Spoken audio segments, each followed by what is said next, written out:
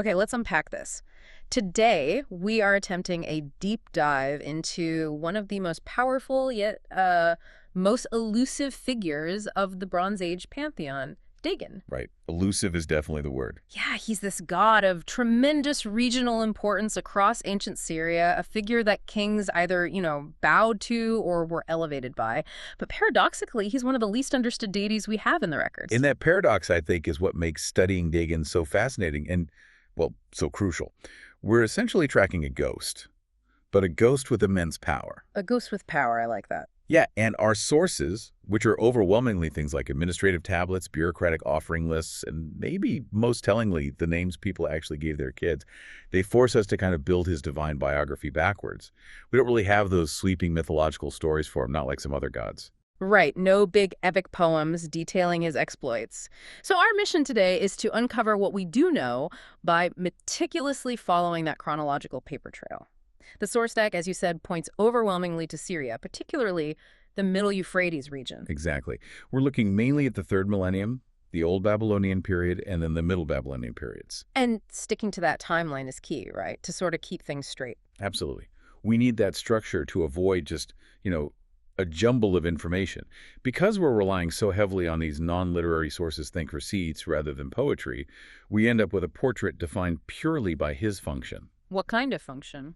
Well, Dagan as this pillar of political legitimacy, the ultimate source of ancestral authority, and the protector of the land itself. The fact that scholars often call him an unexplained god simply means his portfolio wasn't tied to something really obvious, like the sun or the moon. It was more complex. What, fundamental, maybe? Perhaps. More tied into the structure of power and society itself. Okay, so let's begin at the beginning. The absolute earliest known historical foundation. We're anchoring ourselves way back in the 3rd millennium BCE, before even the big Mesopotamian empires really got going. Right. We start around the mid-3rd millennium BCE, maybe 2500 BCE or so. And the documentary goldmine here is the archive of Ebla, modern Tel Mardik, in Syria. Ebla. Huge find, wasn't it? Oh, enormous. We're talking about 20,000 tablets and fragments from that period, roughly the 24th and 23rd centuries BCE, and they are almost entirely economic and administrative texts, bureaucracy at its finest. Yeah. So not exactly gripping narratives, but data. And instantly we hit a snag, something you mentioned, the identification problem, the logogram. Exactly. This is a common headache in cuneiform studies, especially with deities. Dagan is attested early, but he's often hidden behind the Sumerian logogram DBEI. Which just means Lord. Simply Lord, yes. And the difficulty is this sign, DBE, it's a general title. It could refer to any local main god, the Lord of City A, the Lord of City B. It's not specific. So how do we know when DBE actually means Dagan? We have to look for geographical certainty. We need context. And luckily, the sources provide one key definite identification, even way back then. The DBEE, the Lord of Tutul. Tutul. Modern Telbia. So that's established super early as the main cult center for Dagan. No ambiguity there. Zero ambiguity when it comes to Tutul. When the Ebla texts refer to the DBE of Tutul, they mean Dagan. That site is locked in as his primary base from the earliest records. Okay, so we have him pinned down geographically. What do the Ebla texts tell us about his worship there? Was it just local folks or more official? Oh, definitely official. The Ebla documents prove this wasn't just some minor folk tradition. We see records of official offerings, the term is an acute, unacute VA, and references to a specific purification ritual, Codikil Fuller, being carried out for the Lord of Tutul. So, state-sponsored rituals. Precisely. That level of bureaucratic detail, listing specific offerings and rites, confirms institutional worship. This was part of the city-state's formal religious apparatus. But what really seems to cement Dagan's power, even in this super early phase, is his political reach. It went way beyond just Tutul itself, didn't it? Absolutely. This is critical. The Temple of Dagan in Tutul wasn't just a local shrine. It held immense regional political importance. It was the designated place for a really high-stakes oath ceremony, the Naye Mku5I. An oath ceremony? What did that involve? It was basically where political deals were sealed. High dignitaries, rulers, envoys from other powerful, often distant cities like Mary downriver or Nagar over in the Khabur Triangle, they would travel specifically to Tutul to swear this oath in Dagan's presence. Wow. So Dagan's authority was like the guarantor for treaties. Exactly. His divine authority was the glue that held political agreements together across the entire Middle Euphrates region. If you wanted to make a binding pact in northern Syria around 2400 BCE, you went to Dagon's temple in Tuttle to do it. That's incredible leverage for a deity. It basically means if you're a ruler in that area, you have to deal with Dagan, or at least his cult, to legitimize your alliances and power. You absolutely do. And interestingly, even in this early period, we get our first tiny glimpse of Dagon's divine family. The sources mention a possible consort of the Lord of Tuttle. Her name appears as Salasa. Salasa, does that connect to anything later? Almost certainly. She's very likely the same figure as the later, much better attested goddess Alashi, who consistently appears alongside Dagon centuries later. This kind of continuity is golden for tracking a deity's identity over time. Okay, continuity is good. Now let's fast forward just a bit. We hit a massive turning point, the Akkadian period. This starts around, 2334 BCE, with Sargon of Akkad building the world's first real empire. Right. And when Sargon conquers the Middle Euphrates region, including the area around Tuttle, he's not just thinking militarily. He had to consolidate power, and that means dealing with the local religious landscape. And the sources say he immediately recognized Dagon's importance. They do. Sargon understood power dynamics. He knew that military conquest wasn't enough. He needed local buy-in, or at least acceptance, and Dagon was the key figure in that region. And the proof is this dramatic gesture. Sargon apparently prostrated himself before Dagon's sanctuary in Tuttle. That act is hugely significant. It's pure political theater, but very effective. Sargon, the mighty Mesopotamian conqueror, is basically saying, I acknowledge the local source of divine power here. I respect Dagon. So it's a way of legitimizing his own rule over Syria. Precisely. He's co-opting Dagon's authority. By bowing to Dagon, he's implying Dagon approves of his conquest. It established Dagon as this major regional god whom even powerful outsiders had to reckon with. And does this boost Dagon's popularity among the regular people too? It seems so. Yeah. This is when his name really starts appearing frequently in personal names, what we call onomastics. People start naming their kids things like Dagon is my strength or servant of Dagon. That shows he's firmly embedded in the popular local pantheon, even under Akkadian rule. So Dagan starts as this unshakable, geographically rooted political anchor in the Euphrates Valley. Now, let's move into the next major phase. The early to mid-2nd millennium BCE, the Old Babylonian period. This is where the documentation really takes off, right? Takes off is an understatement. This is really the golden age for understanding Dagan, mainly because of one site, Mari. Ah, the Mari archives. Famous stuff. Absolutely famous. We have this vast collection of royal archives recovered from Mari, modern Tel Hariri, dating roughly from 1800 down to 1750 BCE, before the city was famously destroyed by King Hammurabi of Babylon in 1759 BCE. And these archives aren't just dry lists. Oh no. We get thousands of letters between the king and his official, administrators, diplomats, wives, prophets, plus administrative texts, legal documents. It gives us a much richer, more detailed picture of how Dagan functioned in society. And what does this richer picture show? Does Tuttle remain the main center? Tuttle is still very important. It retains that ancient prestige. But the Mari sources show Dagan's worship really consolidating around two major hubs now.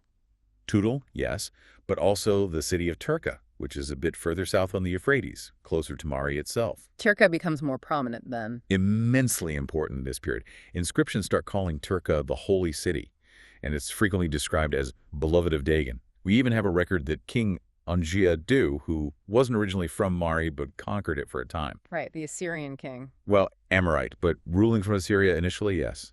Anyway, Anjia-Du specifically commemorated constructing or restoring Dagan's temple in Turka. That's a big deal. So why the focus on Turka in the Mari archives? Just because it was closer? Political proximity is likely a big part of it. Turka was a major center within the kingdom of Mari itself, whereas Tuttle was perhaps slightly more autonomous or further afield. So the day-to-day interactions and administrative focus in the Mari letters often center on Dagan of Turka. Okay, two main centers.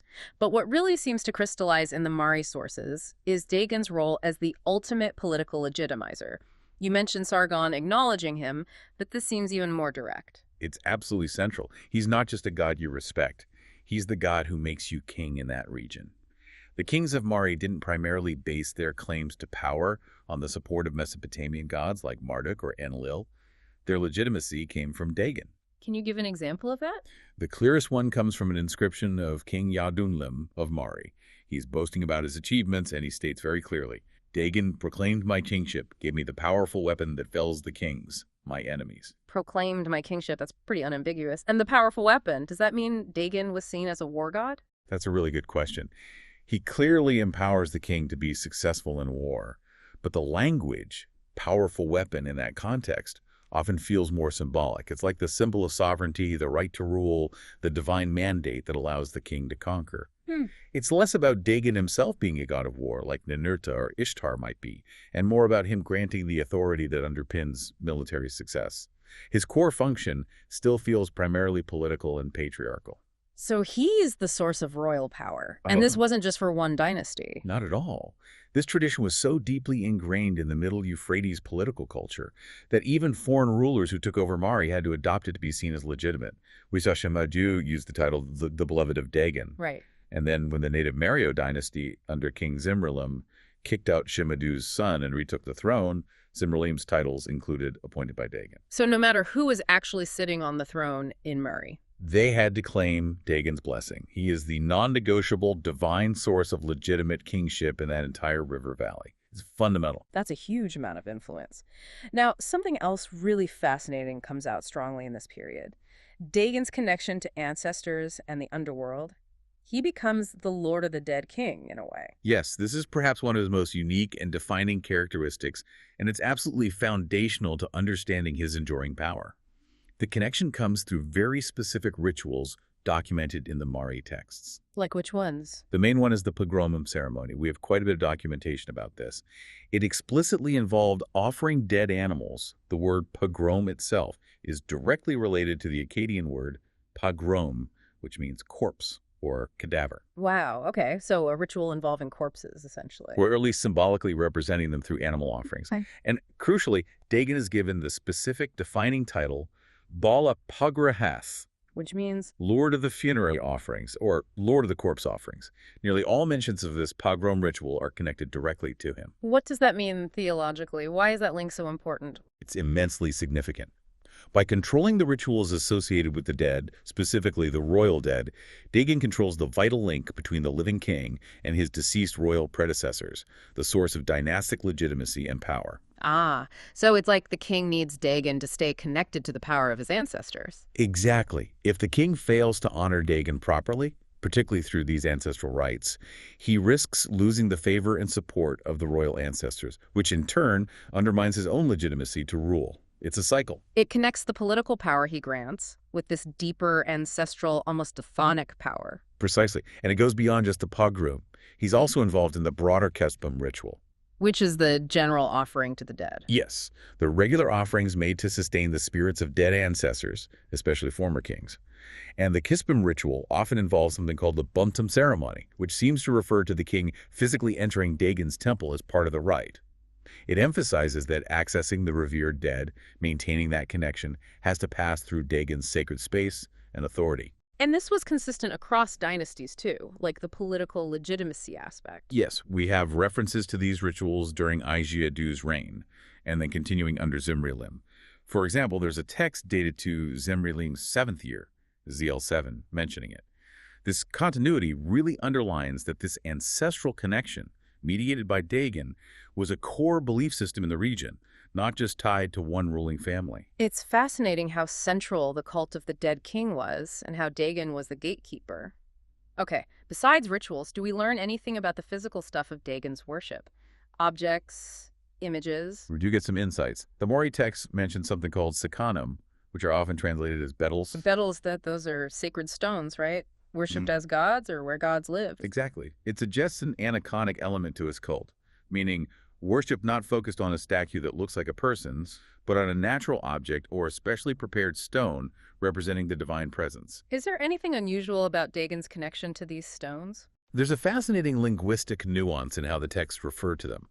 They're usually described as belonging of Dagan, not simply given to him as offerings. Of Dagan versus to Dagan, what's the difference imply? It suggests a more inherent, possessive relationship. It's like the divine presence is in the stone, or Dagan owns the stone fundamentally, rather than the stone just being a gift presented to a separate anthropomorphic god. The god's essence might reside within these natural objects. Huh. Any idea where these stones came from? Possibly. There's actually an unpublished text from Tudel that mentions a place called Apunsha Dagan. Which means? Literally, the nose of Dagan. It might refer to a specific natural rock formation, maybe a cliff or outcrop, perhaps even seen as resembling a face from which these sacred Sikhanum stones were quarried or extracted. The nose of Dagan, that really ties him physically to the landscape of the Euphrates Valley. So his presence wasn't always just static in his temple or in these stones. Did he move around? He definitely did, or at least his cult statue or symbol did. We have records documenting the chariot of Dagan. He had his own chariot. Apparently so. And this chariot, carrying his presence, was used in elaborate processions. It's documented traveling to other regional towns, like a place called Owadatum. This movement of the divine image or symbol was crucial for demonstrating the god's territorial reach and spreading his blessing across the kingdom. Okay, let's quickly touch on his family again. What does the old Babylonian material confirm? Still the father figure. Absolutely. It firmly establishes Dagan as the father of Adu. Adu being the great Syrian storm god, like the local version of Baal or Hadad. Exactly. The main weather god of the region. Dagan is consistently his father, and his consort, the one hinted at in Abla. Salasa, right? Yes, she appears more clearly now. Sometimes she's identified using the Sumerian name Ninersag, but that's likely just masking a local goddess's name, a common practice. Other times, she's specifically named as Eilash, and Eilash is often cited right alongside Dagan, particularly in context related to those pogrom funerary rituals. Interesting link there, too. Okay, before we leave Mari, which is giving us so much detail, we absolutely have to talk about divine communication. The Mari letters are famous for prophets, right? Did Dagan speak? Oh, did he ever? Ah. He was highly active in communicating his divine will directly to the king and worshippers. This happened mainly through two types of prophetic figures documented in the letters. Who were they? First, there was the Moop.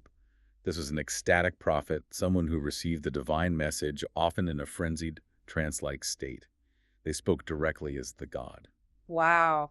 Can you give us an actual example from the texts? What did Dagan say through them? Yeah, there's a great one. A letter reports a Moom standing before Dagan's presence in Tudel, and he delivers this very specific, almost mundane complaint in Dagan's voice. How long can I not drink pure water? Write to my lord the king, and may my lord make me drink pure water. The god is complaining about the plumbing, or the water quality in his sacred spring. Pretty much. It sounds like a demand for maintenance on his sacred water source or well. It really humanizes the interaction, doesn't it? It shows the immediacy of the god's relationship with the king and his concerns down to practical matters. A god demanding a city infrastructure upgrade. Love it. What was the other type of prophet? The other main type was the apolumina. This term generally means answerer or perhaps translator. They seem to have provided a more structured, maybe less frenzied relay of the divine message or answered specific queries put to the god. But in both cases, Dagan was understood to be actively engaged, guiding the political and religious life of the Mari Kingdom through these intermediaries. Okay, so we've built this picture of Dagan through the 3rd and early 2nd millennia. The political powerhouse, the ancestral links, speaking through prophets. Now, we need to cross into the next big era, the Middle Babylonian period, or Late Bronze Age, roughly 1550 to 1200 BCE. That's right. And geographically, our main focus shifts a bit. We move upstream on the Euphrates to cities like Imar, modern Telmisgini, and Ekulte. And we also look further west towards the Mediterranean coast and the famous city of Ugarit. Does Dagan's influence travel well? How does he fare in these new contexts? It's fascinating. In the Middle Euphrates region, especially at Imar, Dagan shows incredible durability. He fully maintains his supreme status. He's essentially still the regional leader of the pantheon, even as other influences, like Hurry and religion, start to become more prominent elsewhere. And do we have the same logogram issue in Imar, still DBE? Actually, no. In Imar, we get a new logogram challenge, but one that scholars have figured out. The cuneiform sign guitar frequently replaces the syllabic writing dkgon. Dekart, what does that mean? Calder can mean mountain or land. And this is almost certainly a direct link to an important epithet he conceptually shared with the great Mesopotamian supreme god Enlil. Ah, you mentioned Enlil before. Right. Both Dagan and Enlil could bear the title, the Great Mountain, in Akkadian Shadu Rabu. Using the logogram Gedizko for Dagan in Imar basically doubles down on his role as the sovereign, supreme territorial deity. He is the mountain, the land. So his status remains sky high, and his titles in Imar reflect this. Absolutely. His epithets really reinforce this supreme patriarchal and even a kind of creator-focused status. He gets called the Very Father, or sometimes the Great Father, also Lord of the Offspring, Brahbokari, and even Lord Creator. Lord of the Offspring, Lord Creator. That sounds like it expands his role beyond just politics and dead ancestors. More generative. Yes, it seems to layer on a function of divine creation or generation. It builds on the patriarchal authority we saw in Mari, but gives it this broader, more cosmic or community-focused generative aspect. It's slightly different from his purely ancestral function seen earlier. And does this preeminence show up in the actual religious calendar of Ymar? It absolutely does. Dagan consistently leads the pantheon. In the offering lists, he gets the first and best portions. And the main annual religious event in Ymar seems to have been the major Zukru festival. The Zukru festival. Tell us about that. It was a big deal. Apparently lasted for 7 days, and it was dedicated specifically to Dagan in his guise as Lord of the Offspring, Bala Pagraath. This really highlights that generative role within the community. What happened during the festival? The texts describe complex rituals, sacrifices of cattle and lambs, special consecration rites, the anointing of those sacred stones, the bidalils, which are still present. And there's a detail that his statue or symbol departed in procession at some point, but with its face covered. Face covered. Why? We don't know for sure. It might suggest a moment of particular solemnity, or perhaps that the divine power was too intense to be viewed directly during transit, or maybe related to the chthonic underworld aspect of his character. It adds a layer of mystery. So in Ymar, Dagan feels even bigger. Not just god of the kings and the dead, but god of, everyone and everything, the whole community structure. That's a good way to put it. And this is reflected in the way his cult diversifies. We still have the main Dagan, but we also find lots of local dedications. Dagan, Lord of Buska. Dagan, Lord of Misha. Dagan, Lord of Tabnia. It's like his presence permeated different towns and aspects of life. Does he get new titles too? Lots of them. Things like Lord of the Camp, implying protection for armies or travelers. Lord of Protection and Security. Even Lord of the Quiver, linking him perhaps again to royal power or hunting.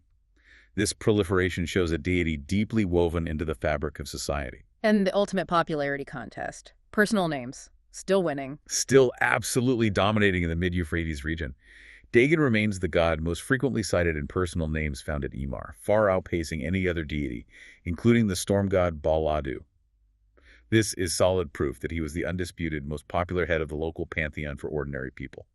It shows remarkable continuity over more than 1,000 years. Incredible resilience. But you said the picture changes when we look west towards the Mediterranean coast, specifically Ugarit, starting around 1400 BCE. Yes, Ugarit is fascinating because once Dagan moves outside his core Euphrates Valley heartland, his role does seem to shift and become, less dominant in the day-to-day and mythological consciousness. How so? In the famous Ugaritic mythological texts, the stories about Baal fighting Yam, sea, and Mot, death, Dagan, appears primarily passively. He's really only noted as being the father of Baal. So he's important for Baal's pedigree, but he's not really doing much in the stories. Exactly. He's mostly absent from the action. His main contribution to Ugaritic myth is establishing the lineage of the great storm god, Baal. He provides the patriarchal background, but the spotlight is firmly on his son. So his active political role seems reduced compared to Mari or Ymar. Yes, significantly reduced in terms of active involvement in myths, or seemingly direct political legitimation for the Ugaritic kings in the same way. However, one key attribute remains surprisingly strong, the ancestral link. Ah, the Lord of the Funerary offerings again. Precisely. He is still prominently featured in the local Ugaritic Chiurik ceremony. The name is clearly related to the Bala Pagraath. This ceremony seems to be the local coastal version of the ancestral cult rites. So that connection travels. It does. It creates this direct, enduring link right back to those funerary rites we saw were so important in Mari hundreds of years earlier. This connection to the deceased kings and the rituals for the dead seems to be the most portable and persistent aspect of Dagan's identity across different regions and time periods. Interesting. So even if he wasn't the main character in their myths, how did he actually rank in the official Ugaritic pantheon lists? Was he just sidelined? Not entirely sidelined, no. And the canonical god lists found at Ugarit, the official rankings, if you like that. Dagan was still placed quite highly. He usually appears following Alip, who seems to represent the collective deified ancestors. Ah, connection there too. Yes. And El, the overall chief god of the Canaanite pantheon. Dagan often comes right after them. Sometimes he's even conceptually equated with El in some texts. Equated with El, the top god. In some contexts, yes. It shows that his established patriarchal importance and high status were still recognized regionally, even if he didn't have the same active mythological profile or the same overwhelming popularity in personal names as he did back in Nimar. His rank was high, even if his day-to-day visibility was lower. Okay, this sweep across more than a millennium, from Ibla to Ugarit, really gives us a solid profile of what Dagan was consistently about in the Bronze Age. Let's try and synthesize those core recurring roles. I think we can boil it down to three main interconnected functions. First, he was the supreme patriarch, the father of the gods, the lord of the offspring, clearly seen through his relationship with Adu in Mari and Baal in Ugarit. Okay, patriarch, number one. Second, he was the political power, the ultimate source of legitimacy, the one who bestows the crown, the powerful weapon of sovereignty onto kings like Yadun-Lem and Zimri-Lemma. He makes kings. Political power, number two. Got it. And third, he was the anchor of the ancestors, the one who controls the crucial link to the royal dead, acting as the Butter Nadi, the lord of the funerary offerings. This ties political legitimacy directly back to the cult of the dead ancestors. Patriarch, political power, anchor of ancestors, that covers it well. Now, given that he occupied this conceptual space of a supreme sovereign deity, especially in Syria, it's not surprising he got compared to other major gods, right? Let's talk about syncretism. How did he line up with, say, the big Mesopotamian top god Enlil? The comparison with Enlil is explicit in the ancient texts themselves, and it's deeply meaningful. Dagan is directly compared to Enlil in Babylonian god lists, particularly the very famous list called Un-Animome, which scholars use all the time to map out divine relationships and equivalences. And how are they compared? Just put side by side. More than that, they share key epithets. Titles like Lord of the Lands apply to both, and crucially, that Enlilian title, the Great Mountain, Shodu Rabu, which we saw reflected in the Egkior logogram at Imar. This tells us that ancient theologians saw Dagan as occupying the exact same conceptual slot in Syria as Enlil did in Mesopotamia, the supreme, sovereign, territorial authority. So Dagan was essentially the Syrian Enlil. Functionally, yes, in many ways. And then there's another interesting comparison or inferred syncretism, this time with the Hurrian chief patriarchal deity, Kumarbi. This becomes apparent further west, like at Ugarit. Kumarbi, he's the father god in Hurrian mythology, right? The one who gets overthrown by the storm god Tishu. That's the one, famous from the kingship and heaven myths.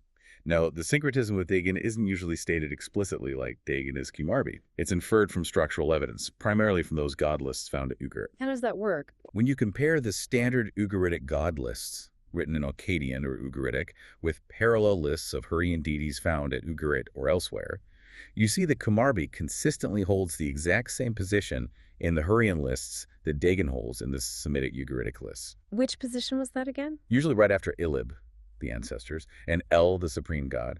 Since Dagan occupies that precise slot in one set of lists, and Kumarbi occupies it in the parallel Hurrian set, it strongly suggests a direct functional and genealogical equivalence was understood. Dagan was seen as the Semitic Syrian counterpart to the Hurrian father god Kumarbi. Fascinating. Okay, so we know who he was functionally, who he was compared to. Now we have to tackle the big mystery, the thing that often comes up first when people mention Dagan. The etymological dilemma. His name. You mentioned earlier he's an unexplained god because he isn't defined by an obvious natural thing. Exactly. And this is where it gets, as you say, really interesting, but also where a lot of confusion has come from over the years. For a long time, scholars desperately sought a neat Semitic etymology for his name, something that would unlock his original function. And that led to some popular theories. Very popular, yet when you look closely at the Bronze Age evidence we've just discussed, fundamentally unsupported theories. If you read older books, or even some websites today, you'll often hear that Dagan's name must be related to the Hebrew word Dagan, meaning grain. So he must be a grain god, an agricultural deity. The grain god theory. Okay. What else? The other really famous one is linking him to fish, based on the similarity to words like Hebrew Dagan or Akkadian Dagan, meaning fish. This led to the idea of Dagan as a fish god, sometimes even depicted, mistakenly, as a merman figure. Right, I've definitely heard the fish god idea. Any others? Occasionally people try to link him to weather, maybe related to a word for cloudy or rainy weather, but that's even less common. The big two are grain and fish. So why do these seemingly plausible etymologies just fall apart when you look at the actual Bronze Age evidence we spent the last 20 minutes unpacking? They fall apart because the textual truth, the overwhelming weight of evidence from Ebla, Mari, Imar, Ugarit, is incredibly consistent on this point. Dagan is not primarily defined by grain or fish. No text describe him that way. Virtually none. There isn't a single clear, unambiguous text from this entire period that describes Dagan as an agrarian god presiding over harvests, or as a maritime god connected to the sea or fishing. Yes, there's that very minor, isolated title, Lord of Seeds, Malzuri, once in Imar, maybe, but that is completely dwarfed by the hundreds upon hundreds of references reinforcing his core roles: political power, ancestral authority, patriarchal status, Lord of the funerary offerings. So the things people actually wrote about him, the things kings relied on him for, the rituals they performed for him, none of it points to grain or fish. None of his defining characteristics do. His primary functions are consistently about power, sovereignty, legitimacy, lineage, and the crucial link to the cult of the dead. Those are his domains. So the whole grain god, fish god thing is basically later speculation based on linguistic coincidence rather than historical reality from the time he was actually worshipped. That's pretty much it. The linguistic hooks look compelling, especially Dagan for grain, but they lead us completely away from his essential function as revealed by the vast majority of textual evidence. He's a god of social and political structure, of dynastic continuity, of ancestral power, not primarily a god of agricultural yield or aquatic life. Those etymologies just don't fit the profile built from the sources. Okay, that's a really important clarification. So if the standard Semitic etymologies don't really capture who he was, what does that tell us about where Dagan actually came from? What's the conclusion on his origin? Well, when you put everything together, the sheer strength of his cult, its antiquity, its deep roots, and widespread consolidation in the Middle Euphrates region, Tudel and Turka being prime examples way back in the mid-3rd millennium BCE. Right, he was already huge very early on. Exactly. Combine that early prominence and geographical focus with the real difficulty in assigning him a clear Semitic linguistic origin that actually matches his documented functions. The conclusion many scholars lean towards now is a pre-Semitic origin.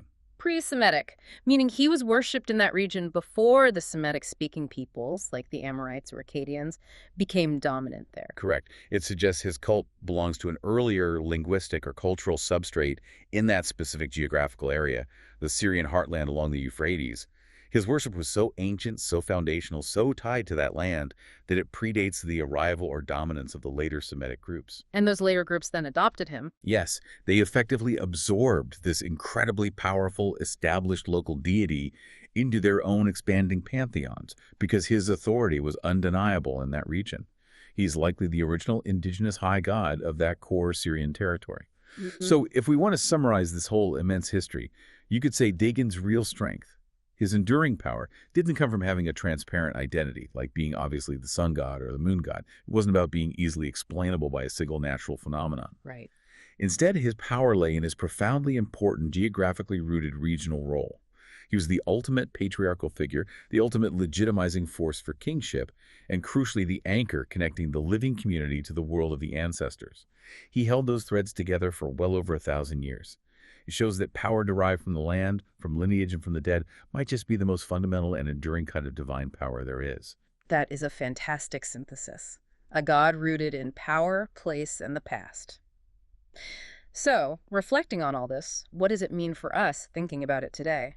Dagan himself was largely forgotten after the Bronze Age collapsed, right? Only minor mentions later on. Mostly forgotten, yes. Unlike gods like Ishtar or Marduk, who had longer afterlives in various forms. But his story, his function, it really shows something profound, doesn't it?